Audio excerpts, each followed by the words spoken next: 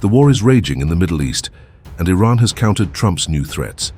Tehran has vowed retaliation against the US. Team Trump is moving forward with its plan of economic sanctions against those who do not cut ties with Iran.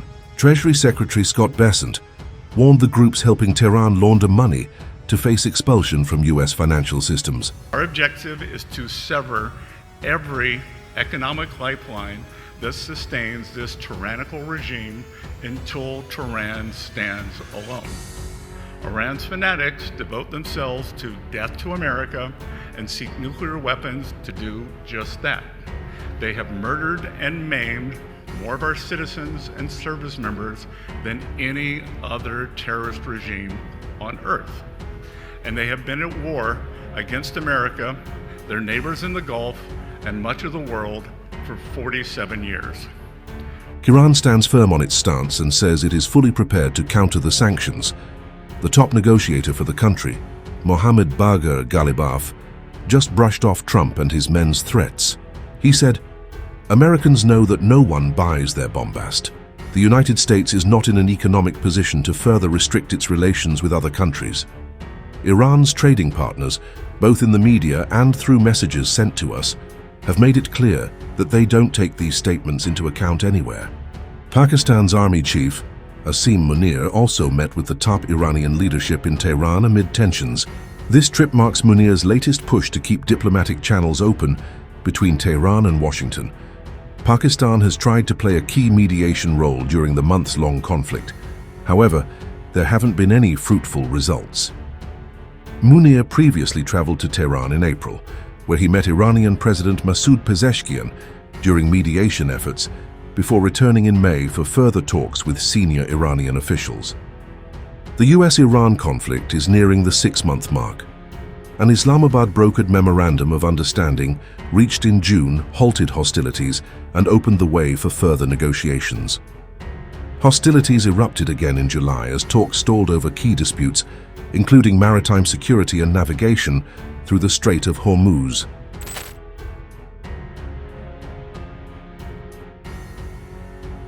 This is a sustained campaign to collapse every last option for Iran.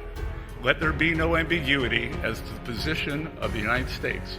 An economic engagement of any kind with this murderous regime will expose those responsible to the full reach of American power. For decades, this regime has drawn strength from a calculus that regards Iranian retaliation as certain and American enforcement as negotiable. Under President Trump, that era is over.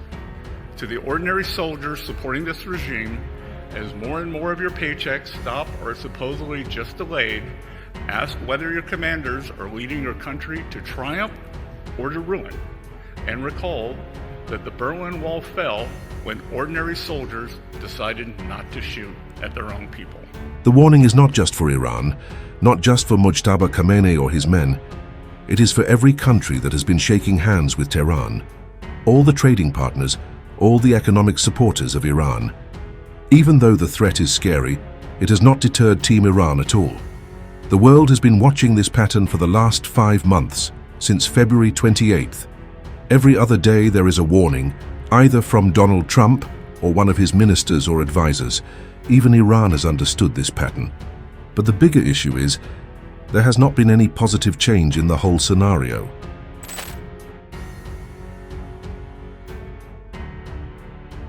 The so-called peacemaker of the world, the person who boasts that he ended several wars, is struggling to resolve this unpopular war. This war, in which Trump is actively involved, has pushed energy prices higher. Donald Trump is counting on further economic pressure against Iran and its so-called friends and partners. But maybe Trump is forgetting that the country has been under economic sanctions for years and is still surviving. Even after fighting a long and tiring war of over 5 months against one of the world's largest militaries, the country is still surviving. Though Iran Rial is indeed plummeting, the country's economic condition is in the doldrums.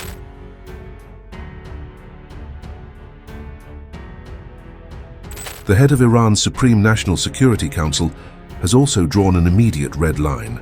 Iran has clarified that it will ensure not a single barrel of oil leaves the Persian Gulf if Washington moves forward with its economic war plan. And then came the broader threat. For the US's Middle East allies, Tehran has also set boundaries. Iran will treat any country that supports or cooperates with these US sanctions as participating in an act of war. So the threat is not just limited to the US president and his team. It puts every buyer, every shipping hub, and every neighbor in the Gulf on notice. اگر ایشون بخواد حالا یه کارایی انجام بده، مقابله به مثل زلزله وار خواهد بود. اولا به تمام کشورهای اطراف و کشورهای دنیا میگیم که وارد جنگ اقتصادی در کنار آمریکا نشه. هر کشوری که شریک بشه در ایجاد محدودیت اقتصادی علیه ما او رو دشمن تلقی میکنه. البته اول باش مذاکره میکنیم، جلسه میذاریم، میگیم برید کنار، صفتون از آمریکا جدا کنید. اگر عمل نکردن میزنیم، منافع اون کشور رو میزنیم. Look at the Strait of Hormuz. At its narrowest point, this waterway is barely 21 miles wide. This narrow corridor passes roughly 1/5 of the world's petroleum supply every single day. Iran sits on its northern side. Tehran is aware of its geographical advantage.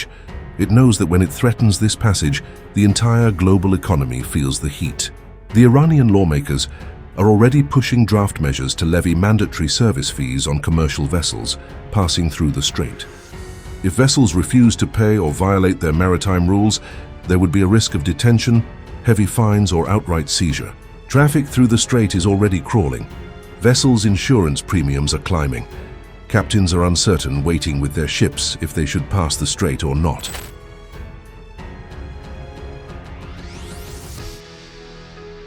Missiles, tanks, drones, diplomatic talks dominate the headlines. The real shockwaves land far from the war rooms. They land on ordinary kitchen tables.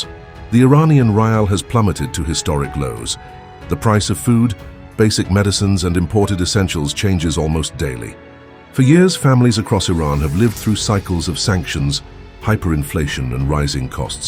Small business owners don't know what their inventory will cost in the future. It has been almost 6 months since the US and Israel launched strikes on Iran. In recent weeks, neither side has launched major strikes.